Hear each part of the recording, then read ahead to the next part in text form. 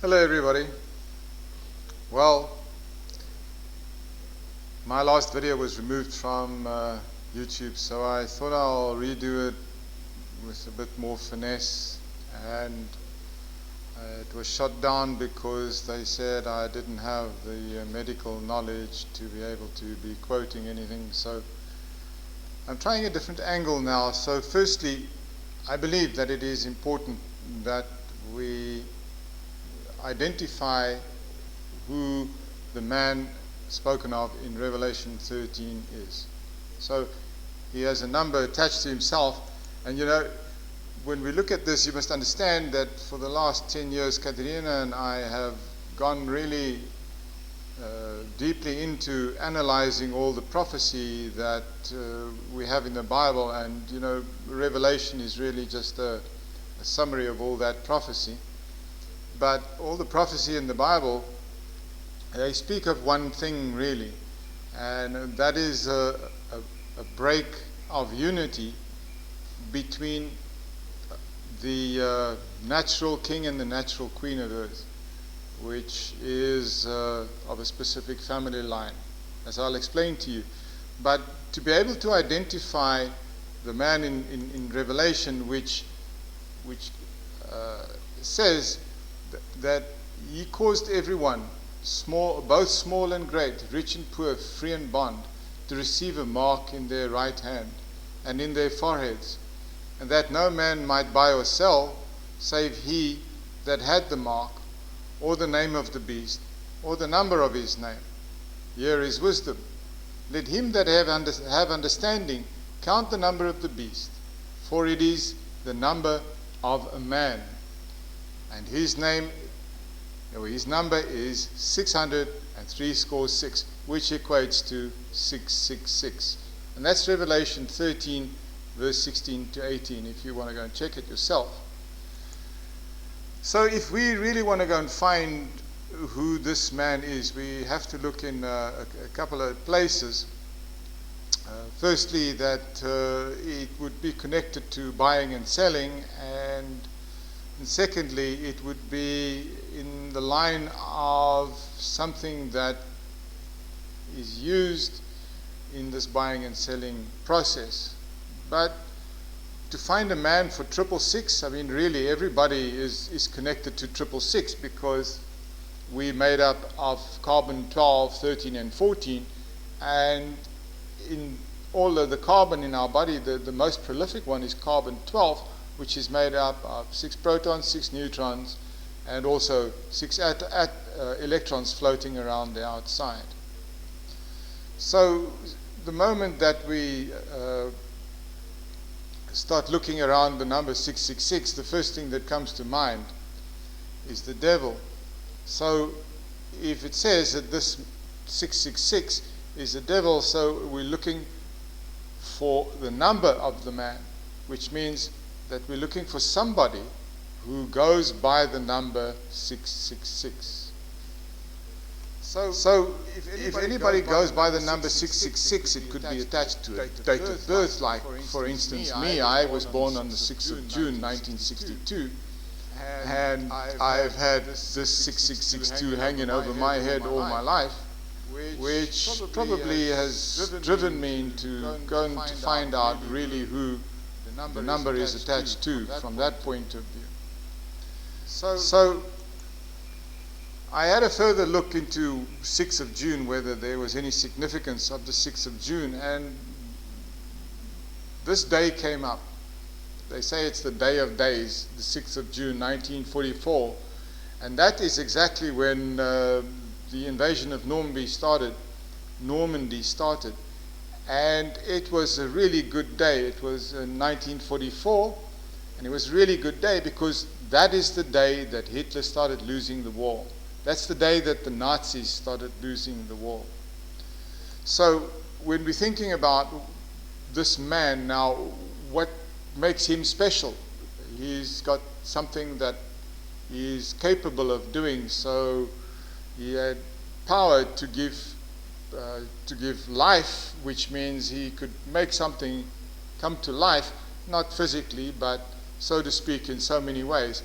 And it when it's alive, then if you are prohibited from selling or buying something, that thing will stop you. So that speaks only of trade, or the industry and trade. So first thing that comes to mind is the World Trade Center. So that is something that we all remember, if you're old enough to remember the Twin Towers, and the Twin Towers that went down on specifically 9/11.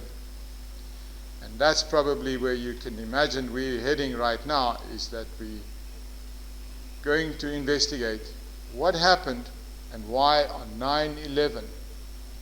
So the World Trade Center was blown on 9/11 by the Muslims, they say, because the Muslims have this thing about 9/11, and it's followed them in history against the Ottoman Empire and against the Christians, and so 9/11 is kind of a Muslim thing, a given. But it's also significant that the yin-yang sign depicts the beginning and the end, which is 1 and 9 of our numerological system, which starts at 1 and ends at 9. And the 1 is the start and the end, and the other one's the start and the end, but from the different angle. So it has many other meanings too, which can be attached to the planetary precession, and it can be attached to most things in life that we encounter. Has a beginning and an end.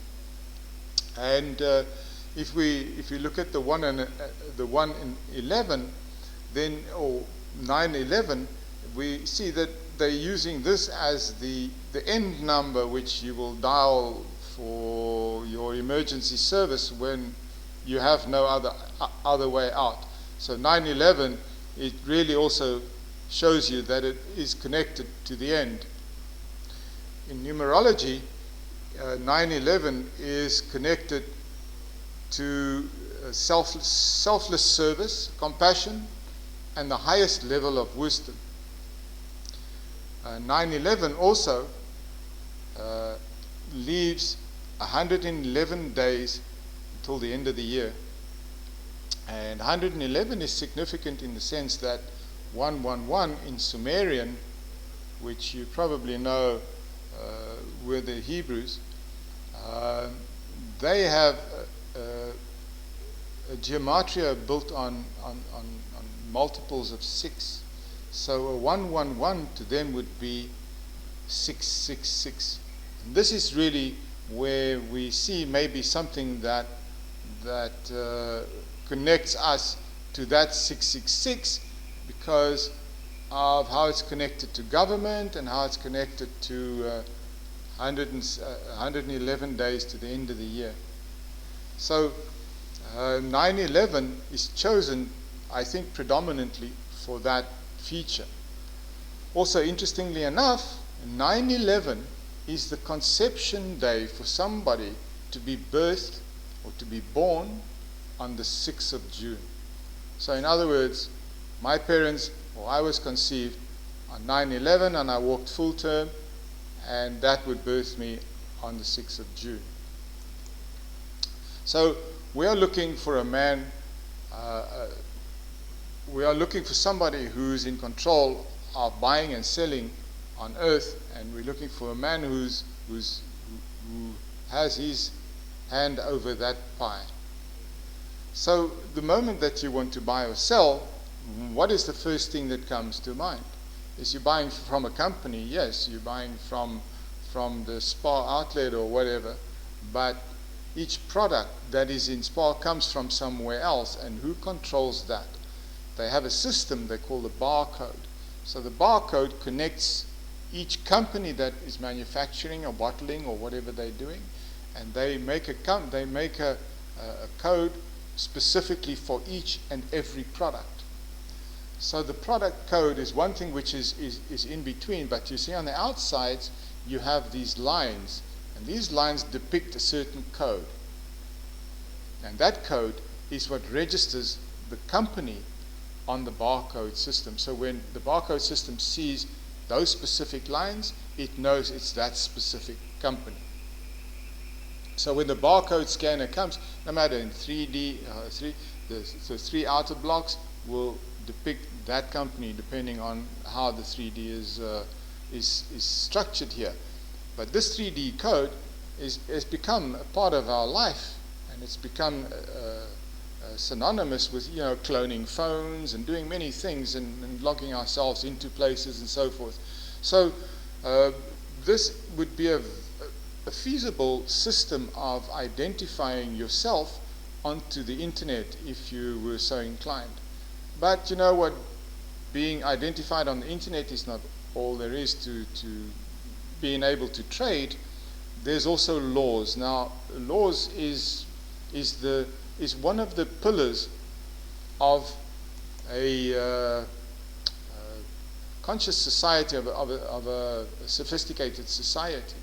And what has happened in the last 12,000 years is that there has been a shipping law that's been systematically growing on Earth.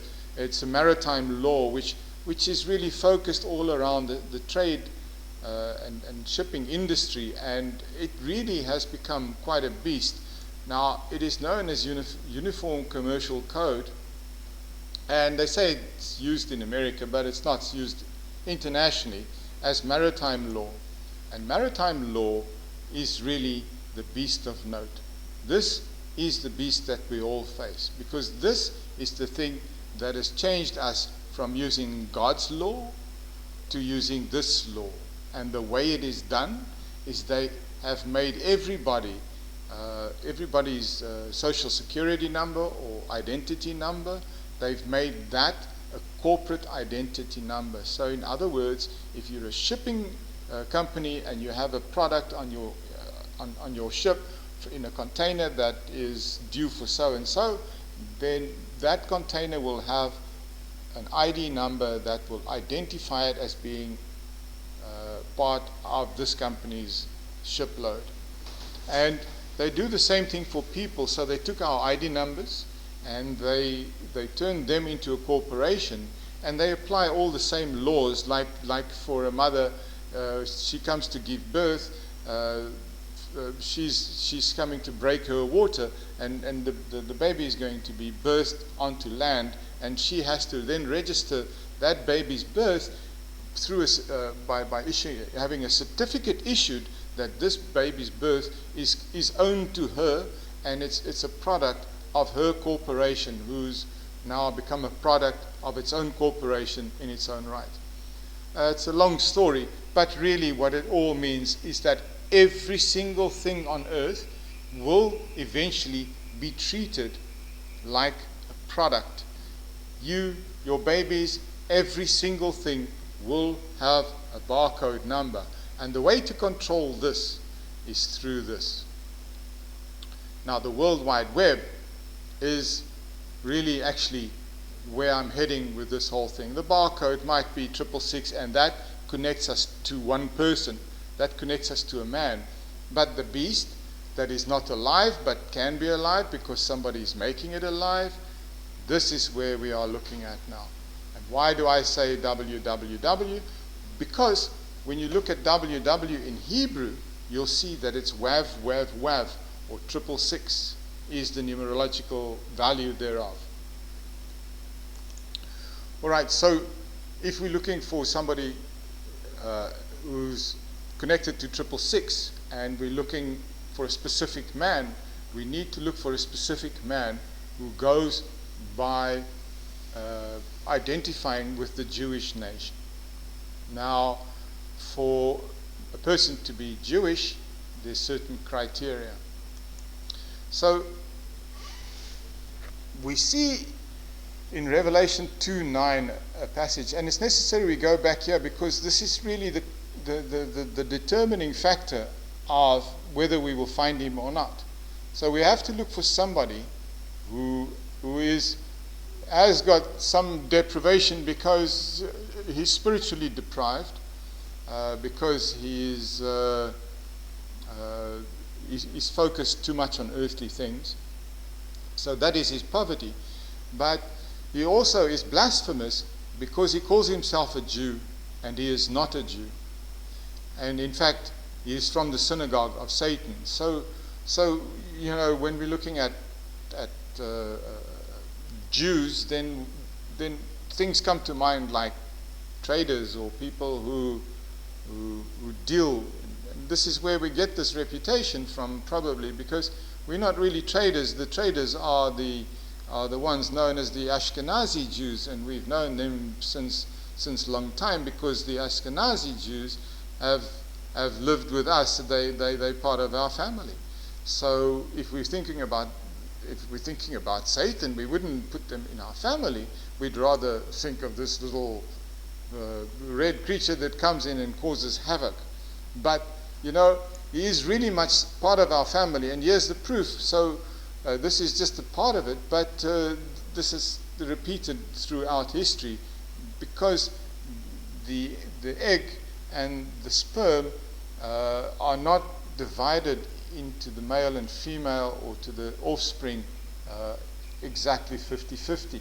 There's always leaning to the one side or to the other side, whether to the mother or to the father side. And the mother has a red hair gene.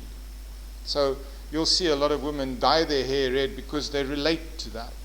And the red hair gene has caused two stems of humanity present on earth. The one stem would, Esau stem, or the red hair gene stem, would have a tendency to worship the mother rather. And if the gene swings to the father side, then those will be more tending towards worshipping the father. And it's a little bit intricate to explain that to you now, and it's not the point I'm trying to get to, but what I'm really showing you is that there's this red hair gene that hangs on earth, and it's hangs around in the Northern Europe area. So England, Germany, Holland, those places, even in Russia, there's the red hair gene. And the red hair gene is synonymous with one specific family now. Now, when Noah set foot on land again after his ordeal, he had 3 sons with him, and they were Ham, Shem, and Japheth. And they all went out and had their children and their children's children. And one specific son, Japheth, he had a son called Gomer, and Gomer had a son called Ashkenaz. So Ashkenaz is really the little cousin of Shem. So Ashkenaz was allowed to live with Shem because they were family. And he became known as an Ashkenaz Jew because he was always attached to the family, but he wasn't loyal to the family.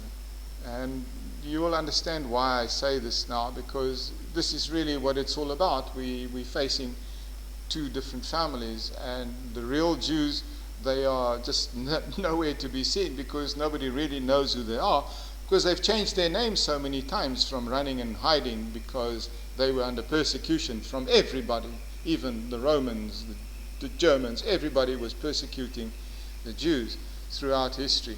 There's a reason for.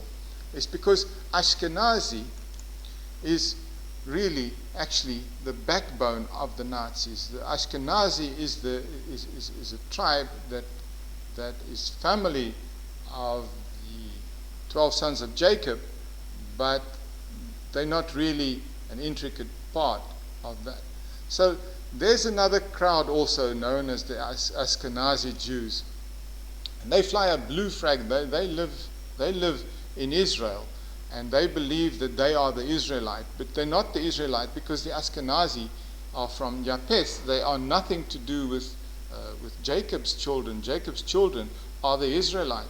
So the ones living in Israel right now shouldn't be there. They don't belong there. It's nonsense. It's a big lie, and it's something that you really, really need to reconsider when you're speaking passionately about the Israelite. Those are not Israelite. Only the blue-eyed ones that are there are misled Israelites, but those are not Israelites.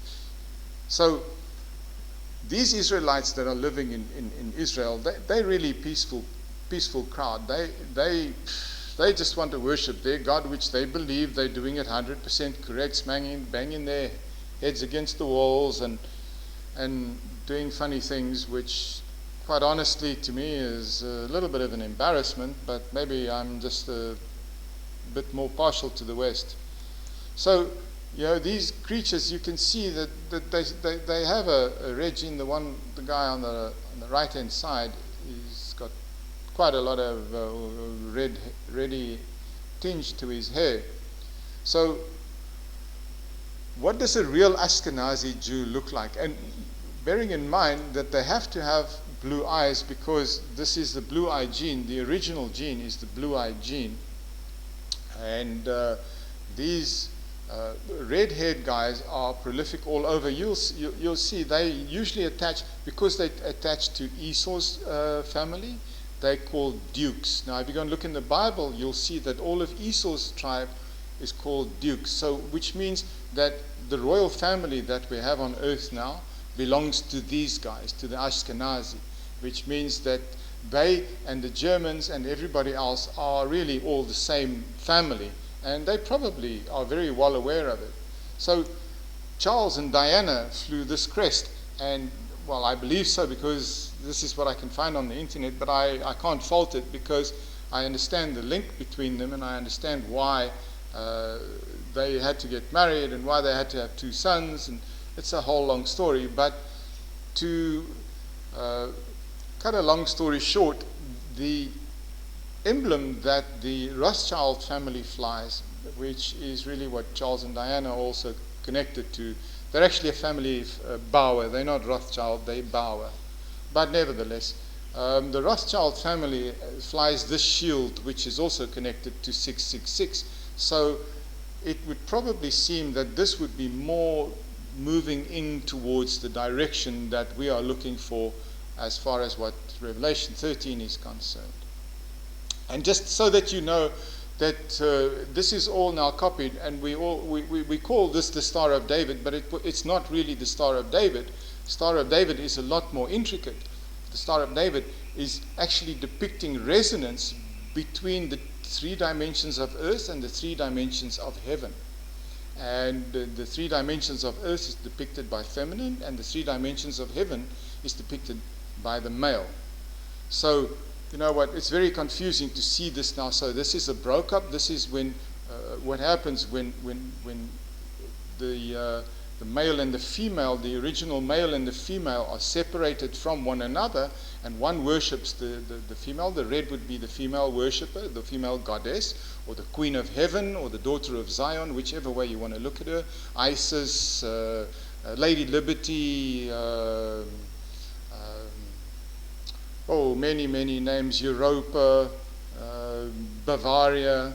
All of these are all connected to this lady. She is the one who has to be in union with a male from the tribe of Judah.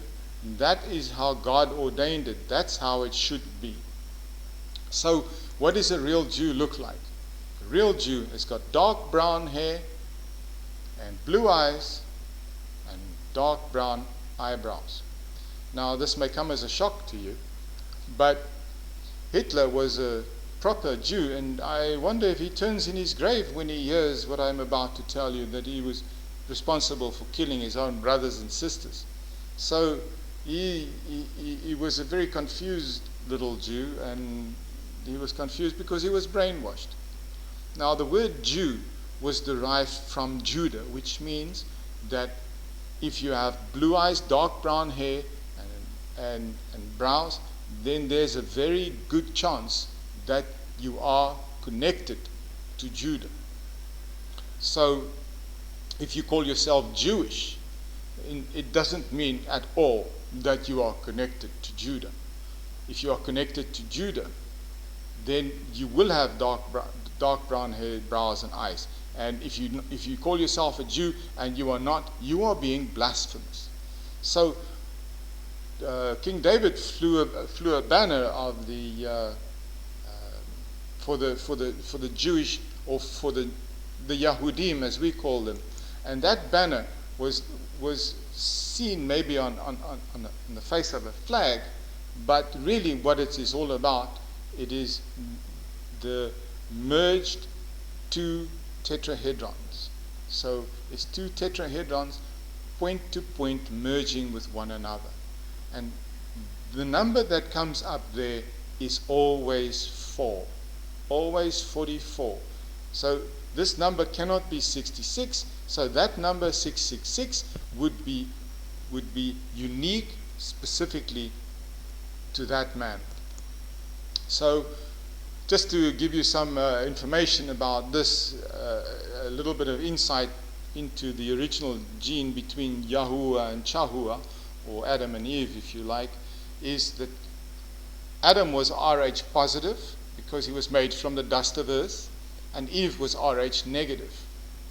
And in case you don't know the Rh positive, what Rh positive means, it means that it's connected to this monkey. So the Rh plus gene means that this monkey's gene is inside that sperm. So that sperm will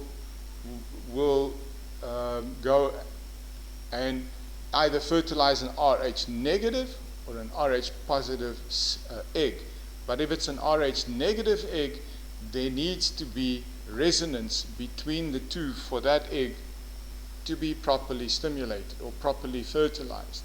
Now that resonance that happens is what distinguishes certain creatures on earth from others.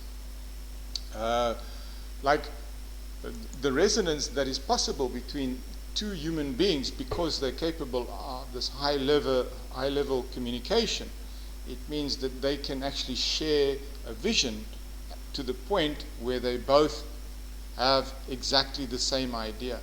And that point is the point where they start to resonate. Now, it works really between male and female only, so it cannot happen between two males or two females.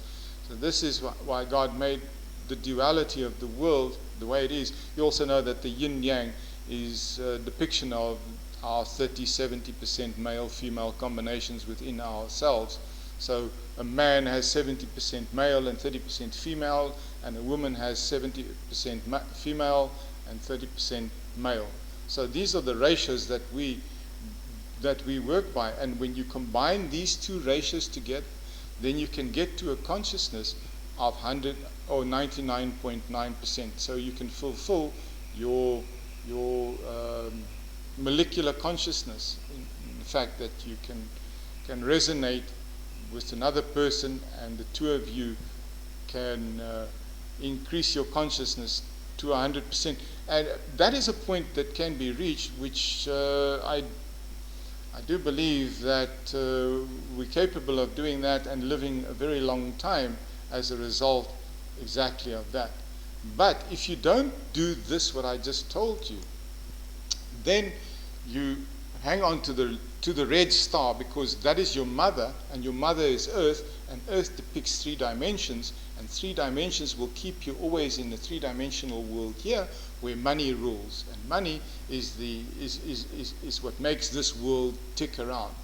So God said to Japheth that he will always dwell in the tents of Shem, which means that he will always be under the umbrella of Shem, which then shows you why he's calling himself a Jew, but he's not, because he actually bats for Cain. He's the team leader for Cain's family. So from that point of view, he's a bit of a deceiver, and he's working for Cain, but he's trying to be Shem. And this is the problem that we face today.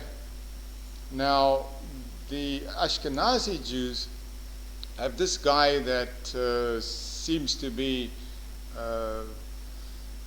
somebody who could fit the profile of the 666 quite well. He is the Rothschild family, so he is described as the wealthiest Ashkenazi Jewish family on earth, and he's originally from Frankfurt. He rose to prominence with Mayer Amschel Rothschild, a court factor to the German Landgraves of Hesse Castle in the free city of Frankfurt. Very significant now, Holy Roman Empire, who established his banking business in the 1760s. So, you know, this Mayer Amschel Rothschild made a very famous quote, and I'm going to finish this off here. And I made a very famous quote by saying that if he can control the money of every country, then he doesn't care who makes the laws. So what I want to do next time is I want to tell you about something else that he did, and something else that somebody who makes the laws with him did, so that you understand that where your freedom is going right now is out the door, and there's no getting it back or turning back once the things that he's busy doing has taken effect in full. So I think I've basically shown you who the person in question is as far as what the 666 of Revelation 13 is concerned. But I would like you to take into consideration that my bride and I are starting a channel, and we are going to be going live once a week on LearnDesk, where we will be discussing subjects like these, and we will take questions from subscribers. So I will put the information up here, and you'll be able to join us once a week, and we can have a 1 or 2 hour discussion about things like this, where I'll be able to answer your questions, and you'll be able to mingle with us a little bit at a higher level. You know, if you can ask something in specific and you get a good explanation for it from 2 different points of view, that is probably the best way to learn. So I'm going to take an intermission now. I'm not closing this video off, but I'm finishing it off because I don't want to make it too long. So I've given you now who is in charge and who's the 666. So next time I will discuss with you what has happened on earth and why I say that Revelation 13 has come true. Thank you for watching.